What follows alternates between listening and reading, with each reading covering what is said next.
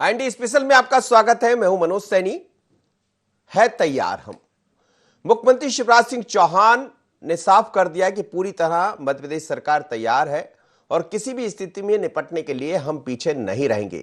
दरअसल जो मध्य प्रदेश में एकदम से पैनिक हुआ है, जिस तरह से कोरोना के मरीजों में तेजी से इजाफा हुआ है, वो हर किसी की चिंता बढ़ा रहा है, चाहे आमजन हो या सरकार हो। लेकिन इस बीच में चिंता के साथ डर भी है और कई तरह के बयान, कई तरह की बातें भी ऐसी चल रही जिसको लेकर लोग चिंता में ज्यादा है। लोग कह रहे हैं कि रेमडेसिविर जो इंजेक्शन है वो नहीं मिल रहा है, ऑक्सीजन नहीं मिल रही है। लेकिन आखिर सरकार ने अब सुध भी ली है और सरकार ने काफी तैयारी की है। मुख्यमंत्री शिवराज सिंह चौहान ने भरोसा दिलाया है कि अब हम किसी बात के लिए पीछे नहीं रहेंगे, पूरी तरह तैयार है। जहां तक ऑक्सीजन की बात हो रही है तो पर्याप्त मात्रा में ऑक्सीजन हमें मिल गई है। लेकिन यह भी उन्होंने कहा है कि अप्रैल अंत तक एक्टिव केस 1 लाख होने की उम्मीद है। मतलब कहीं ना कहीं ये नजर आ रहा है कि तेजी से जो संख्या बढ़ रही है वो आगे चलकर और चिंता बढ़ाएगी। लेकिन चिंता से काम नहीं होगा, काम होगा तैयारी से। और सरकार अब इस तरफ बढ़ चली है। ऑक्सीजन की सप्लाई पूरी तरह हो रही है, जैसा सरकार ने कहा है। बात हुई है केंद्र सरकार से, बात हुई भिलाई प्लांट से, बात हुई है गुजरात से, और ये कहा है कि अब 1,80,000 टन करीब जो ऑक्सीजन है वो प्राप्त हो रही है। 350 वेंटिलेटर केंद्र सरकार से जल्द मिल जाएंगे, इस बात की उम्मीद जताई गई है। और 2000 जो इंजेक्शन है वो सरकार को प्राप्त हो गए रेमडेसिविर, और आगे भी उसके लिए एक बाकायदा कमेटी बनाई गई है जो इस पर ध्यान रख रही है और कहीं इंजेक्शन की कमी भी नहीं रहेगी। यही नहीं, सरकारी अस्पतालों के अलावा निजी अस्पतालों में भी सप्लाई की बात सरकार की तरफ से कही गई। 180 टन ऑक्सीजन उपलब्ध हो जाएगी, ये भी मुख्यमंत्री शिवराज सिंह चौहान ने कहा है। आखिर क्या कहा मुख्यमंत्री शिवराज सिंह चौहान ने और है तैयार हम, किस तरह तैयार है सरकार, सुन लीजिए। अस्पतालों में बिस्तर बढ़ने का क्रम जारी है। हम लोगों ने बढ़ती हुई संख्या को देखते हुए कोविड केयर सेंटर हर जिले में एक खोलने का फैसला किया है। भोपाल, इंदौर में बड़े सरकारी भवनों में कहां हम सेंटर बना सकते हैं, उस पर एक टीम काम कर रही है। एसीएस राजौरा उसको देख रहे हैं। ऑक्सीजन की सप्लाई सुचारू रूप से बनी रहे। मैं बताना चाहता हूं कि हमें 3 दिन पहले 60 मीट्रिक टन ऑक्सीजन प्राप्त हो रही थी, लेकिन हमने चर्चा की केंद्र सरकार से। हमको ऑक्सीजन मुख्यतः गुजरात और उत्तर प्रदेश से, थोड़ी सी महाराष्ट्र से प्राप्त होती है। अब भिलाई स्टील प्लांट से भी अतिरिक्त ऑक्सीजन मिलना प्रारंभ हो गई है। वर्तमान में पर्याप्त उपलब्धता है। ऑक्सीजन की आपूर्ति पर पूरी नजर रखी जा रही है। एक कमेटी उसके लिए बनाई है। कल जहां 3 दिन पहले 60 मीट्रिक टन ऑक्सीजन हमें प्राप्त हो रही थी, वहां कल 180 मीट्रिक टन ऑक्सीजन हमको प्राप्त हुई है। मैं अपील करता हूं कि हम ऑक्सीजन की कमी नहीं आने देंगे। हर संभव हम प्रयास कर रहे हैं। हमने 1 लाख इंजेक्शंस के ऑर्डर्स दिए हैं। आपूर्ति प्रारंभ हो गई है। परसों 2000 मिल गए थे, आज फिर मिलेंगे। उसके लिए हम टेंडर भी कर रहे हैं। लेकिन अभी तो हमने, क्योंकि जल्दी चाहिए थे, तो कुछ आदेश, ऑर्डर सीधे कर दिए, तो इंजेक्शन भी प्राप्त होना प्रारंभ हो गए हैं। जो बेहतर व्यवस्था हो सकती है, बेहतर से बेहतर, क्योंकि परिस्थितियां तो जैसी है वो पहले हमने कभी देखी नहीं है। लेकिन हम कोई कसर इससे निपटने में नहीं सोचेंगे। अभी भारत सरकार से इसी सप्ताह 350 वेंटिलेटर हमको और मिल जाएंगे।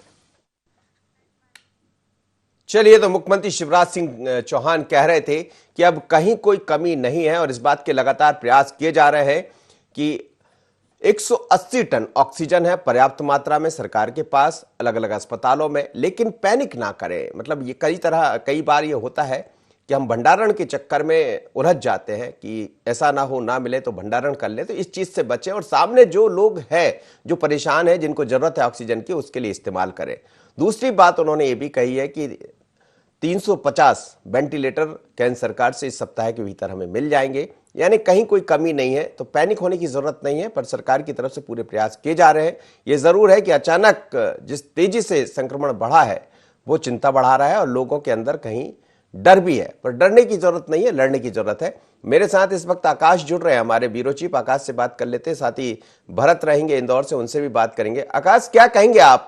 मुख्यमंत्री शिवराज सिंह चौहान का आज जो बयान है वो ये कह रहा है कि अब पूरी तरह सरकार तैयार है, लेकिन आप फील्ड पर भी खड़े हैं, आपसे फील्ड को भी समझना चाहूंगा। आज जिस तरह से हमने देखा लॉकडाउन किया गया, मुख्यमंत्री ने यह भी कहा कि इसको लॉकडाउन की जगह कर्फ्यू का नाम भी दे दिया जाए, क्योंकि इससे लोगों के मन में एक भाव पैदा होता है कि हमें बाहर नहीं निकलना। ये भी अभी जब मीटिंग हुई है तो ये बात भी उन्होंने कही है। क्या कहेंगे आप? जी बिल्कुल मनोज जी, जिस तरीके से लगातार मध्य प्रदेश में कोरोना तेज रफ्तार के साथ फैलता हुआ नजर आ रहा है वो चिंता की बात है। यही कारण है कि मुख्यमंत्री शिवराज सिंह चौहान चिंता तो जाहिर कर रहे हैं, लेकिन लोगों से ना घबराने की अपील भी कर रहे हैं। उन्होंने साफ तौर पर कहा है कि जो कोरोना गाइडलाइन है उसका लोग नियम का पालन करें और जो लॉकडाउन की बात आ रही है उसको कर्फ्यू की तरह लें, क्योंकि अगर लोग घरों में रहेंगे, निकलेंगे नहीं, तभी जाकर ये 60 घंटे का जो शहरी इलाकों में पूरे मध्य प्रदेश के लॉकडाउन लगाया गया है तभी जाकर वो सक्सेस हो पाएगा। वहीं अगर ऑक्सीजन की कमी की बात की जाए तो मुख्यमंत्री शिवराज सिंह चौहान ने साफ तौर पर कहा कि मध्य प्रदेश में कहीं भी ऑक्सीजन की कमी नहीं आने दी जाएगी। जो ऑक्सीजन की व्यवस्था पर्याप्त रूप में की गई है। इसके अलावा सरकार ने एक कदम आगे बढ़ाकर जो है जहां पर ज्यादा कोरोना पॉजिटिव केसेस आ रहे हैं वहां पर प्रभारी मंत्रियों को पूरी जिम्मेदारी दी। अगर हम भोपाल की बात करें तो चिकित्सा शिक्षा मंत्री विश्वास सारंग को भोपाल का प्रभार दिया गया है। इसके अलावा इंदौर का प्रभार जो है मध्य प्रदेश के जल संसाधन मंत्री तुलसीराम सिलावट को दिया गया है। वहीं अगर हम बात करें लगातार जो पॉजिटिव केसेस आ रहे हैं तो उसको लेकर भी सरकार चिंतित है और यही कारण है कि मध्य प्रदेश में अब कोरोना ट्रीटमेंट के लिए जो बेडों की संख्या है वो पहले 24 से 36,000 की गई थी और उसके बाद 36 से बढ़ाकर उसको अब जो है 1 लाख बेड किया गया है। और इसके अलावा सरकार ने, क्योंकि मुख्यमंत्री शिवराज सिंह चौहान ने आज इस बात को स्वयं माना कि कहीं ना कहीं ये चिंता की बात है कि जिस तेजी के साथ कोरोना की दूसरी लहर चल रही है उससे कहीं ना कहीं ये लगता है कि अप्रैल के अंत तक जो मरीजों की संख्या है वो 1 लाख के आसपास हो सकती है और यही कारण है कि 1 लाख बेडों का इंतजाम सरकार ने पहले ही कर लिया है। और इसके अलावा जो शासकीय इमारतें हैं उनको भी किस तरीके से कोविड डेडिकेटेड सेंटर के रूप में इस्तेमाल किया जा सकता है, अस्पताल के रूप में किस तरीके से तब्दील किया जा सकता है, क्योंकि महाराष्ट्र की अगर हम बात करें तो काफी बुरी स्थिति महाराष्ट्र में देखने को मिली और यही कारण है कि सरकार पहले से ही तमाम जो व्यवस्थाएं हैं वो करने में जुट गई है। क्योंकि अगर मरीजों की संख्या इसी तरीके से इसी रफ्तार के साथ बढ़ती रही तो कहीं ना कहीं आने वाले दिनों में स्वास्थ्य सेवाएं चरमरा सकती हैं, लोगों को इलाज के लिए परेशान होना पड़ सकता है और यही कारण है कि सरकार पहले से सजग नजर आ रही है। और इसी के लिए तमाम जो मध्य प्रदेश में शासकीय इमारतें हैं जहां पर इंफ्रास्ट्रक्चर है जो खाली पड़ी हुई है या वहां पर कोई कार्यालय चल रहा है लेकिन अभी जो है उनका उपयोग नहीं हो रहा है, तो वहां पर जो शासन है वो बिल्डिंग प्रोवाइड कराएगा और उसके बाद निजी अस्पतालों से, जो निजी हेल्थ सेक्टर में काम करने वाली कंपनियां हैं जो हॉस्पिटल्स चला रही हैं, उनसे भी उन्हें मुख्यमंत्री शिवराज सिंह चौहान ने खुला ऑफर दिया है कि वो आकर सरकार के साथ अपनी बात को साझा करें कि किस तरीके से किन शर्तों के तहत वो जो है कोविड केयर सेंटर संचालित कर सकते हैं, तो सरकार उनकी मदद करेगी। तो कुल मिलाकर मनोज जी, कोरोना के खिलाफ जो लड़ाई है, जंग है, वो सरकार के तौर पर मुख्यमंत्री शिवराज सिंह चौहान लगातार लड़ने की कोशिश कर रहे हैं, लेकिन लोगों से भी वो अपील कर रहे हैं कि लोग घरों में ही रहें, दूसरी बीमारी से भी पीड़ित हैं तो वो अपने आप को बचाकर रखें। अगर वो अस्पतालों में नहीं पहुंचेंगे, वो बीमार नहीं होंगे तो वही मानव सेवा होगी, क्योंकि एक बेड जो वो बेड बचेगा वो बेड कहीं ना कहीं कोरोना के बिल्कुल कोरोना के काम आएगा। आप आकाश साहब बने रहिए मेरे साथ और मैं आपसे ये भी समझना चाहूंगा, आप जहां हैं उस जगह का भी मुझे दिखाइएगा। लेकिन मैं जरा इंदौर चल रहा हूं क्योंकि इंदौर सबसे पैनिक है। इंदौर में कई तरह के वीडियो भी वायरल हुए हैं और रात को हमने देखा कि वहां के कलेक्टर ने भी बैठक ली है और अब थोड़ी चीजें ऐसा लग रहा है, जो खबरें आ रही है कुछ पॉजिटिव हुई है, मतलब पैनिक होने की जरूरत नहीं है। लेकिन क्या कह रहे हैं भरत से समझ लेता हूं। भरत, हम देख रहे हैं आपने कई दफा चाहे रेमडेसिविर को लेकर, जो इंजेक्शन को लेकर जो लंबी लंबी कतारें थी उसको लेकर भी आपने वॉक थ्रू किया, लोगों को दिखाया, वहां से उनकी बात भी पहुंचाई, लेकिन क्या अब सरकार या वहां का प्रशासन पूरी तरह तैयार है? देखिए, लगातार जिसकी हम बात कर रहे हैं रेमडेसिविर इंजेक्शन को लेकर के, तो एक रणनीति बनाई गई है। सभी प्राइवेट हॉस्पिटलों के डॉक्टर को कलेक्टर मनीष सिंह ने बैठक ली थी और इसमें यह निर्णय तय किया गया था कि किस तरह से, पहली चीज तो ये रेमडेसिविर जो इंजेक्शन है ये किन मरीजों को लगना है ये डिसाइड किया जाएगा, इसका एक क्राइटेरिया तैयार किया जाएगा। क्योंकि कई डॉक्टर्स इन इंजेक्शनों को मंगा रहे हैं और लोग स्टॉक करने में ऐसे लग चुके थे। जो परिजन है वो अपने परिजनों के लिए स्टॉक करने लगे। तो ये जो जरूरतमंद व्यक्ति को मिल सके, उसे लग सके, इसको लेकर के रणनीति बनाई गई है। हालांकि लंबी लंबी कतारें आज भी थी, हालांकि लॉकडाउन है, इसलिए आज क्योंकि दवा बाजार में ये बताया जा रहा है कि अभी शिविर जो इंजेक्शन है वो मंडे के बाद उपलब्ध हो पाएगा। लेकिन जो तमाम व्यवस्थाओं की अगर बात की जाए, ये कोरोना काल की अगर बात की जाए, हम क्यों इतने पिछड़ रहे हैं, क्यों लगातार पैनिक जैसी स्थितियां बन रही है। कल भी 912, मतलब अभी प्रदेश का सबसे बड़ा आंकड़े में अगर बात की जाए तो 912 संक्रमित मरीज इंदौर में मिले हैं। तो पैनिक की स्थिति को देखते हुए जो पैनिक है वो सिर्फ स्वास्थ्य विभाग और प्रशासनिक अधिकारियों को, लेकिन आम लोगों को भी इसकी अब चिंता करना होगी। जिन गाइडलाइनों के पालन की अगर बात की जा रही थी, हालांकि ये सख्त कर दिया था कि इस बार हम जो है काफी सख्ती बरतेंगे, जिला प्रशासन ने कह दिया था। कई तरह के वीडियो वायरल हुए, वीडियो में कई पुलिसकर्मियों को मारते हुए देखा गया है, नगर निगम कर्मचारियों को मारते हुए देखा गया है। तो कहीं ना कहीं इन वीडियो से भी लोग सबक नहीं ले रहे कि यार हम बाहर ना निकले, कहीं ना कहीं। और मुझे आपके पीछे भी लोग आते जाते दिखाई दे रहे हैं, आप जहां भी खड़े थोड़ा सा नजारा वहां का भी दिखाइए भरत। देखिए मनोज जी, ये रिगल चौराहा है, सबसे व्यस्ततम इलाका है शहर का, और आप देख सकते हैं कि यहाँ पर हमारे ट्रैफिक के सिंघम भी यहाँ पर मौजूद है, जो यहाँ तैनात है, सुबह से अपनी ड्यूटी कर रहे हैं। और हर आने जाने वालों को रोका टोका जा रहा है कि आखिर वो क्यों निकला है, क्या कारण है उसके घर से बाहर निकलने का, ये पूछा जा रहा है। रोको टोको अभियान के तहत जो है हर व्यक्ति से उसके आवाजाही के बारे में पूछा जा रहा है। अनावश्यक घूमने ना निकले, इसके लिए भी कार्रवाई की जाएगी। हम बात भी करेंगे, रणजीत सिंह ट्रैफिक से हमारे साथ है। क्या व्यवस्था है, दिन भर से आप सुबह से ही आप तैनात है, क्या पब्लिक का क्या कहना पड़ रहा है, क्यों वो आखिर बाहर निकल रहे हैं? देखिए, बहुत से लोग वैक्सीन लगवाने जा रहे हैं, मेडिसिन के लिए बहुत लोग जा रहे हैं, और इंजेक्शन जो नहीं मिल रहा है और उसके लिए भी लोग लाइन लगाने जा रहे हैं। इनफैक्ट आज सुबह से मैंने देखा है कि जो ट्रेनें जा रही हैं उसमें सवारियों की संख्या बढ़ गई है। मतलब इंदौर से बाहर जाने वालों लोगों की संख्या है वो मैंने लास्ट संडे से, जो संडे है इसमें बहुत बड़ा गैप आ गया है, बहुत बड़ी संख्या मिली है मुझे मॉर्निंग से देखने में आई है। तो कहीं ना कहीं लोगों, मगर ये बात जरूर है कि जो लोग निकल रहे हैं वो किसी न किसी जो गवर्नमेंट की तरह अथॉराइज लोग हैं, यानी जो प्रोटोकॉल फॉलो किया गया है उसी के अकॉर्डिंग लोग निकल रहे हैं, फालतू लोग नहीं निकल रहे हैं। पर इतना बड़ा प्रोटोकॉल है कि उसमें सभी लोग आ जाते हैं। जैसे कलेक्ट्री को अलाउ किया गया है, कलेक्ट्री के लिए बहुत लोग जा रहे हैं, यहाँ से पीथमपुर के लिए अलाउ है, तो जो भी कुछ अलाउ किया गया है वो लोग जा रहे हैं। तो जो वो जिनसे पूछा जा रहा है वही लोग निकल रहे हैं जो वैलिड है। ये जो तफरी कर रहे हैं उनके लिए क्या किस तरह का? 3 गाड़ी तफरी कर रहे थे, 3 लोगों को हमने पकड़ा है और तीनों को थाने खड़ा करा है, और शाम तक को उनको वहीं खड़ा रखने का गाड़ी जब्त किए गए हैं, और शाम को उनको निकाल करेंगे। हम लोग सुबह से मात्र 3 गाड़ियां मिली है जो तफरी करने निकले थे यहाँ पर। तो तफरी करने वालों का पनिशमेंट मनोज जी दिया जाएगा, दिन भर उन्हें थानों पर खड़ा रखा जाएगा। हालांकि सब जो जरूरी है, जो फैक्ट्री में जा रहे हैं, वैक्सीनेशन के लिए जा रहे हैं, दवाइयों के लिए जा रहे हैं, उन्हें ही जाने की अनुमति। और लेकिन सबसे जो हमें रंजीत ने बताया कि इस बार जो क्योंकि ट्रेनें हैं, इंदौर जंक्शन है, तो यहाँ पर जाने वालों की तादाद बढ़ गई। तो कहीं ना कहीं लोग अपने अब निजी निवास, निजी गांव में जो है अपने प्रस्ताव कर रहे हैं। कहीं ना कहीं उन्हें अब ये भय लगने लगा है कि इस संक्रमण में काफी स्थिति बिगड़ सकती है। तो लोग अपने आप को सुरक्षित, अपने परिवार को सुरक्षित करने के लिए अपने गाँव देहात में भी जाना शुरू कर दिया। तो चलिए भरत, आप बने रहिए मेरे साथ, भरत आप बने रहिए, मैं फिर लौटूंगा। लेकिन इस बीच मुख्यमंत्री शिवराज सिंह चौहान ने आखिर क्या कहा, क्यों हमें कह रहे हैं हम कि अब हम पूरी तरह तैयार है, डरने की जरूरत नहीं है, थोड़ी सी समझने की जरूरत है, घरों से बाहर मत निकलिए, मास्क का इस्तेमाल कीजिए यदि आप कहीं जा रहे हैं, सैनिटाइजर का इस्तेमाल कीजिए, घरों में भी दूरी बनाकर चलिए, ये पहला उपाय है। आप खुद अपने आप की कड़ाई करेंगे तो यही दवाई बनकर आपके लिए काम कर जाएगा।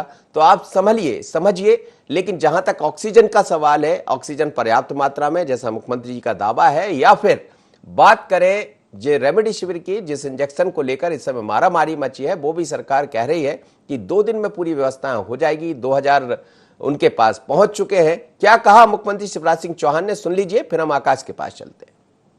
अस्पतालों में बिस्तर बढ़ने का क्रम जारी है। हम लोगों ने बढ़ती हुई संख्या को देखते हुए कोविड केयर सेंटर हर जिले में 1 खोलने का फैसला किया है। भोपाल, इंदौर में बड़े सरकारी भवनों में कहां हम सेंटर बना सकते हैं, उस पर एक टीम काम कर रही है। एसीएस राजौरा उसको देख रहे हैं। ऑक्सीजन की सप्लाई सुचारू रूप से बनी रहे। मैं बताना चाहता हूं कि हमें 3 दिन पहले 60 मीट्रिक टन ऑक्सीजन प्राप्त हो रही थी, लेकिन हमने चर्चा की केंद्र सरकार से। हमको ऑक्सीजन मुख्यतः गुजरात और उत्तर प्रदेश से, थोड़ी सी महाराष्ट्र से प्राप्त होती है। अब भिलाई स्टील प्लांट से भी अतिरिक्त ऑक्सीजन मिलना प्रारंभ हो गई है। वर्तमान में पर्याप्त उपलब्धता है। ऑक्सीजन की आपूर्ति पर पूरी नजर रखी जा रही है। एक कमेटी उसके लिए बनाई है। कल जहां 3 दिन पहले 60 मीट्रिक टन ऑक्सीजन हमें प्राप्त हो रही थी, वहां कल 180 मीट्रिक टन ऑक्सीजन हमको प्राप्त हुई है। मैं अपील करता हूं कि हम ऑक्सीजन की कमी नहीं आने देंगे। हर संभव हम प्रयास कर रहे हैं। हमने 1 लाख इंजेक्शंस के ऑर्डर्स दिए हैं। आपूर्ति प्रारंभ हो गई है। परसों 2000 मिल गए थे, आज फिर मिलेंगे। उसके लिए हम टेंडर भी कर रहे हैं, लेकिन अभी तो हमने, क्योंकि जल्दी चाहिए थे, तो कुछ आदेश ऑर्डर सीधे कर दिए, तो इंजेक्शन भी प्राप्त होना प्रारंभ हो गए हैं। जो बेहतर व्यवस्था हो सकती है, बेहतर से बेहतर, क्योंकि परिस्थितियां तो जैसी है वो पहले हमने कभी देखी नहीं है, लेकिन हम कोई कसर इससे निपटने में नहीं सोचेंगे। अभी भारत सरकार से इसी सप्ताह 350 वेंटिलेटर हमको और मिल जाएंगे। चलिए, तो कह रहे थे मुख्यमंत्री शिवराज सिंह चौहान की हम पूरी तरह तैयार है, 350 वेंटिलेटर और हमें मिल जाएंगे। चलिए आकाश के पास चलते हैं, समझते हैं आकाश से, जहां है उस स्थिति को भी समझते हैं।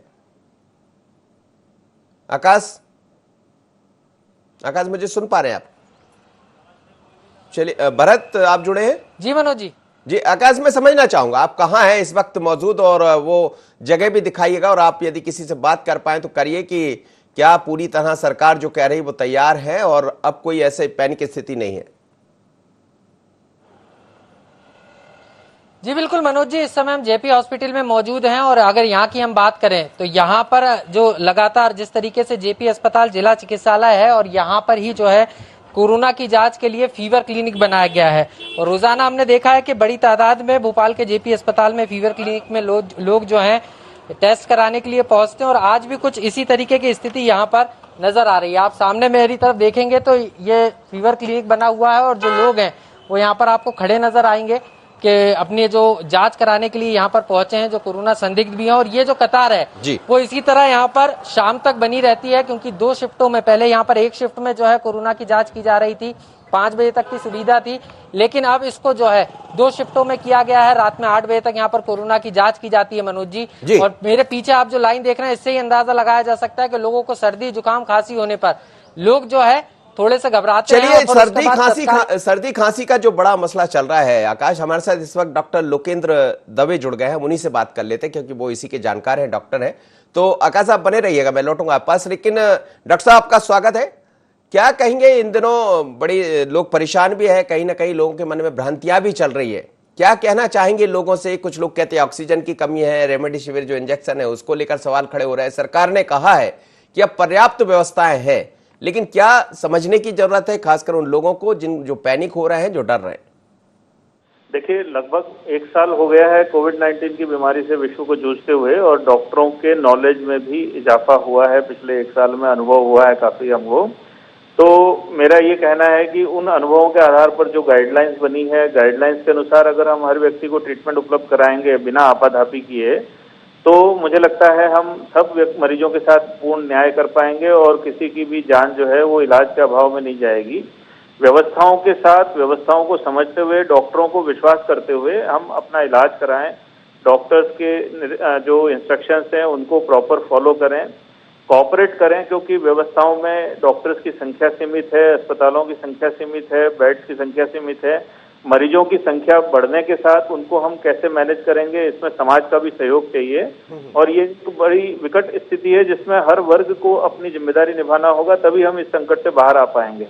डॉक्टर साहब, ये तो आप कह रहे हैं कि सभी को निभाना होगा, लेकिन तकनीकी तौर पर बतौर डॉक्टर आप क्या मैसेज देंगे? जैसे लोगों को लगता है कि ऑक्सीजन की कमी हो रही है, या व्यक्ति को ये लगता है कि मैं कोरोना पॉजिटिव हो गया हूं, तो उसको किन चीजों का ध्यान रखने की आवश्यकता होगी? बिल्कुल, जिस समय हम पॉजिटिव की रिपोर्ट हमारे हाथ में आती है तो हमें पहले ये देखना है कि हमारे लक्षण क्या हैं और कितने दिनों से हैं। जितने दिनों से लक्षण है, अगर हमारी तीव्रता बनी हुई है 3-4 दिन के बाद भी लक्षणों की, या हमारा ऑक्सीजन का लेवल 92-93 के नीचे की तरफ हमें दिख रहा है, या हमें सांस लेने में तकलीफ हो रही है, सांस में जकड़न सी महसूस हो रही छाती में, या अगर किसी जांच में कोई इंडिकेशन इस तरह का मिला है जिसमें डॉक्टर आपको ये कह रहे हैं कि आपको मॉडरेट या सीवियर डिजीज है, तो ऐसी कंडीशन में हमें हॉस्पिटलाइज होने की आवश्यकता पड़ सकती है। अन्य सभी मरीजों को घर पर अपनी देखभाल करना और उचित अपना जो ट्रीटमेंट है वो लेने की आवश्यकता पड़ेगी। ऑक्सीजन यदि आपको कहा जाए लेने के लिए तो ऑक्सीजन लेने में और एडमिट होने में भी देरी ना करें, कोताही ना करें, नहीं तो फिर हालत बिगड़ सकती है। तो ये कुछ चीजें हैं जो हमें ध्यान रखनी है। तीसरा, जो इंजेक्शन रेमडेसिविर के बारे में बात करें तो रेमडेसिविर के बारे में जो प्रोटोकॉल बनाया गया है वो बिल्कुल एविडेंस बेस्ड प्रोटोकॉल है, उसका पालन करने में सहयोग करें। अन्यथा जबरदस्ती प्रेशर ना बनाए कि रेमडेसिविर हमें लगाना चाहिए क्योंकि हम अफोर्ड कर सकते हैं। ये दवा जो है वो सही तरीके से सही जगह पे अगर यूज की जाएगी तो ज्यादा लाभप्रद होगी, अन्यथा इसका साइड इफेक्ट भी होंगे, नुकसान भी होंगे, कई तरह की परेशानियां भी आएगी।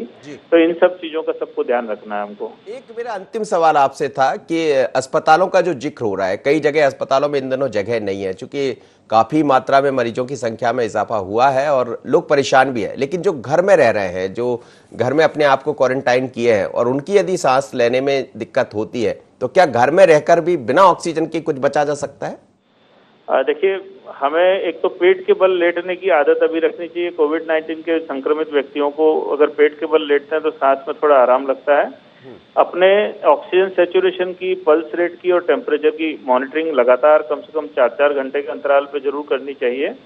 अगर हमें कहीं फ्लक्चुएशन नजर आता है या ड्रॉप नजर आता है या किसी भी तरह का अनयूजुअल सिम्टम या साइन नजर आता है तो आप हेल्पलाइन से अपना मार्गदर्शन ले सकते हैं और प्रॉपर हॉस्पिटल जो है उसका सिलेक्शन करके अपना, क्योंकि हमने व्यवस्थाएं जो देख रहे हैं कि उसमें जनरल वार्ड्स हैं, ऑक्सीजन बेड्स हैं, एचडीयू बेड्स हैं, आईसीयू बेड्स हैं, अलग अलग क्लासिफाइड बेड्स हैं।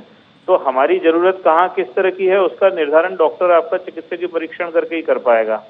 इसलिए टाइम से बात करना, निसंकोच अपनी मार्गदर्शन मांगना और चीजों को प्रॉपर टाइम से मैनेज करने में मदद करना, ये हमारा आज प्राइम जो हमारी रिक्वायरमेंट है ये है और इसके लिए सभी मरीजों को जागरूक होना जरूरी है। अस्पतालों में पर्याप्त व्यवस्था है डॉक्टर साहब? जो लोगों के मन में मैसेज जा रहा है कि कहीं इंजेक्शन नहीं मिलेगा, ऑक्सीजन नहीं मिलेगी, लेकिन मुख्यमंत्री जी ये कह रहे हैं कि अब व्यवस्थाएं कर ली गई। निश्चित, देखिए, अगर हम भागदौड़ का माहौल कम करके अगर प्रॉपर जो गाइडेंस मिल रहा है उसको सुनेंगे और लोगों की बात ना सुने, प्रॉपर जो आपको मैसेज दिया जा रहा है व्यवस्थाओं के बारे में उसके बारे में बात करें या मार्गदर्शन जो आपको प्रशासकीय रूप से मिल रहा है उसको फॉलो करें तो आपको कोई परेशानी नहीं आएगी। लोगों में कई बार डर के मारे या आपस में एक दूसरे से बात करने की वजह से गलतफहमियां पैदा होती है, उस वजह से डर का वातावरण ना बने, ये मेरी सबसे अपील है। चलिए डॉक्टर साहब, बहुत बहुत धन्यवाद, आपने बड़ी महत्वपूर्ण जानकारी दी है। तो यदि आप ऑक्सीजन लेने में आपको कोई दिक्कत है तो आप उल्टा पेट केवल लेट सकते हैं, ये घर में व्यवस्था हो सकती, कोई जरूरी नहीं है कि आप अस्पताल जाएं। लेकिन जरा भी स्थितियां बिगड़ती हैं, जैसा कहा 92 से ऊपर आप जाते हैं तो तत्काल अस्पताल का रुख करें और अपनी सेहत को ठीक रखें। पहली बात यह है कि डरना नहीं है, लड़ना है, संभलना है, समझना है। मेरे साथ इस वक्त अर्चना सहाय जुड़ रही, समाज से भी है। अर्चना जी, बहुत स्वागत है आपका। इन दिनों घबराहट है लोगों के मन में, हालांकि सरकार ये कह रही है कि अब कहीं कोई कमी नहीं है। 180 टन ऑक्सीजन की बात भी हो गई, वो भी पहुंच रही है। रेमडेसिविर जिस इंजेक्शन की चर्चा हो रही वो भी सरकार पर्याप्त मात्रा में ले रही है। लेकिन क्या कहना चाहेंगे लोगों के लिए, क्योंकि लोगों में संभलने की जरूरत है। कई बार हम देखते हैं कि गलत बातों की, भ्रांतियों के जरिए आदमी परेशान हो जाता। जी जी जी, नहीं, आप सही कह रहे हैं कि गलत जानकारी की वजह से लोग डर रहे हैं और पैनिक हो रहे हैं। एक तरफ तो लोग पैनिक हो रहे हैं और दूसरी तरफ जो है लोग लापरवाही अभी भी कर रहे हैं।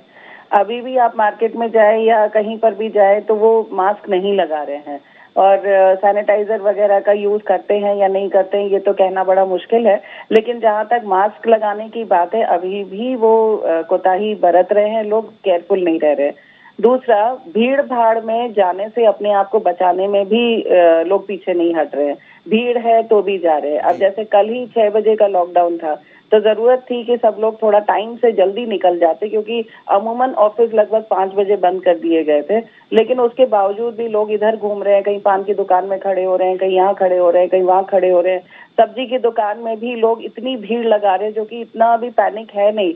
बार बार मैसेज आ रहा है कि सब्जी की दुकानें खुली रहेंगी, लोग धीरे धीरे करके जाए। लेकिन वो जो एक डर समाया हुआ है सब लोगों के कि पता नहीं सब्जी मिलेगी कि नहीं, पता नहीं ये, तो प्लानिंग से अगर अपने घर का वो प्लान करें कि मालूम तो है कि लॉकडाउन हो गया, 4 दिन पहले से बताया, तो अपनी घर की जरूरतों की चीजें पहले से खरीद के रखें, तो भीड़ नहीं होगी। और ये फैल रहा है इसीलिए क्योंकि लोग बहुत भीड़ में इकट्ठे हो रहे हैं और वो अपने आप को जो डिस्टेंसिंग का जो एक दूरी रखने का जो एक बार बार कहा जा रहा है वो मेंटेन नहीं कर रहे हैं।